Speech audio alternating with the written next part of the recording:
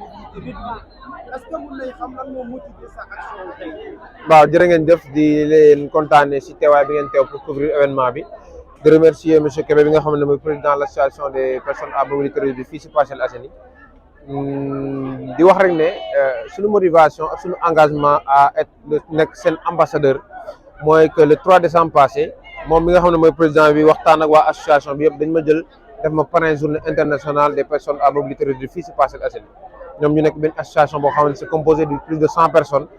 loolu touché ma ñu wax ma seen mëbët ma ne leen nag naa si bàyyi xel nañ ci waslu ak te ma identifier besoins yi ñu gënoon soxla mooy ay fauteuil roulant parce que ku xam ku Parcelles Assainies xam ne suuf si dafa bëri yenn saa dañuy am difficulté si seen fauteuil yi ñu yor mooy de 6 mois dafay yàqu ñu ne woon nag comme mënuñu def lépp mais dinañ jël une vingtaine de chaises roulantes jox leen ko en ayant un objectif fii ak 2024 képp kuy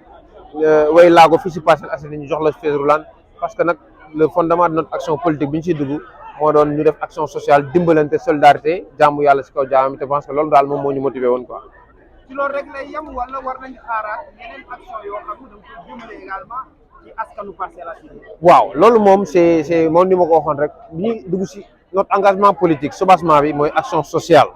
parce que ku xam politique wax dëgg yàlla xam ne politique moom mooy la redistribution des richesses c'est vrai que état bi am na ay politique d'équité sociale mais quelquefois la mise en œuvre dafay xaw a tardé Kébé mi dina ko mën a confirmer mais ñun ñi nga xamante ne ñun ñooy la nation sénégalaise ñun ñooy les composantes de l'état sénégalais bu nekkee yàlla mën nañu wërsëgee ku nekk am bu ñu xaar mairie bu ñu xaar état si action sociale parce que d'abord dañoo am ay diine ñi nekk ay jullit ñi nekk ay catholique te suñu diine yooyu lu ñu si tënk mooy su partage si solidarité si action sociale moom moo tax du ñu xaar kenn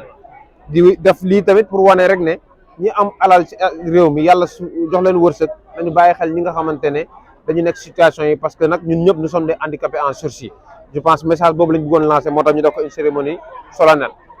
on sait que c'est le geste qui compte le plus ah. absolument xam nañ ko waaye est-ce que mën nañ amandi rek firnde lan nga ci dugal ngir amale lii.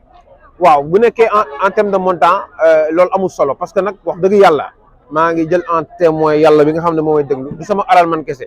dafa am ñoo xamante ne ñu ngi fii Parcelles Assainies nekk ci Sénégal.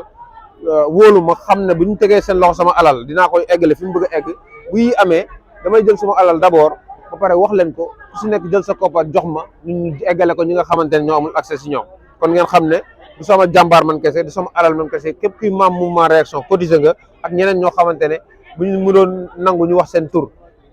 dinañ ko wax mais ñoom dañu bëgg ko def des actions sociales jaamu yàlla si suuf xam naa tiyaaw bi moo leen si gën a di leen ñaanal yàlla fay leen li nga xamante ne moom mooy seen bëbët du dëgg.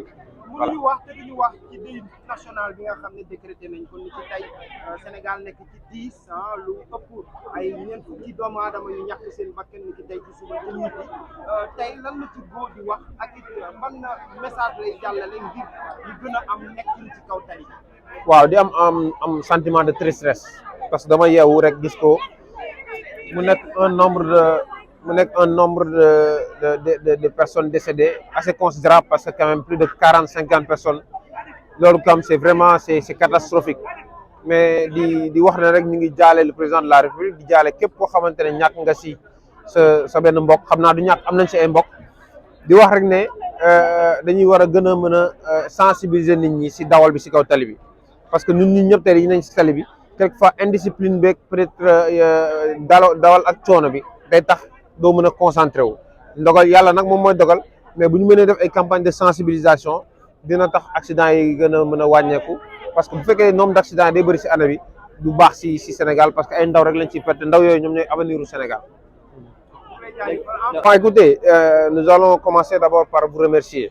pour la couverture médiatique que vous êtes en train de faire pour une activité purement sociale. Pour répondre à votre question, tout est parti du mois de décembre passé, où le président Kébé, qui est le président de l'association des personnes handicapées des Parcelles Assainies, m'a fait l'honneur d'être le parrain de la journée qui a coïncidé avec la journée internationale des personnes handicapées. Au sortir de cet événement, ils m'ont sollicité, ils m'ont dit leurs besoins, et le besoin le plus pressant, le plus important que j'avais remarqué, c'était le manque de chaises roulantes pour certaines personnes qui ne pouvaient pas se déplacer quand même, qui étaient obligés de ne pas sortir, de ne pas vaquer à leurs occupations parce qu'ils ne pouvaient pas se déplacer parce qu'ils n'avaient pas de chaises roulantes. Donc, je n'avais pas fait de promesse quand même mais je m'étais engagé à faire mon maximum pour leur en faire bénéficier le plus rapidement possible. Combien de chèques vous les avez donnés et est-ce qu'on peut avoir une idée sur le montant? Oui, en termes d'estimation, nous avons donné aujourd'hui à peu près 20 chaises. Bon, pour le montant, à peu près, ça tourne autour de 2,5 millions. Mais bon, je n'aime pas parler des montants, mais juste pour insister sur le fait que tout le monde comprenne que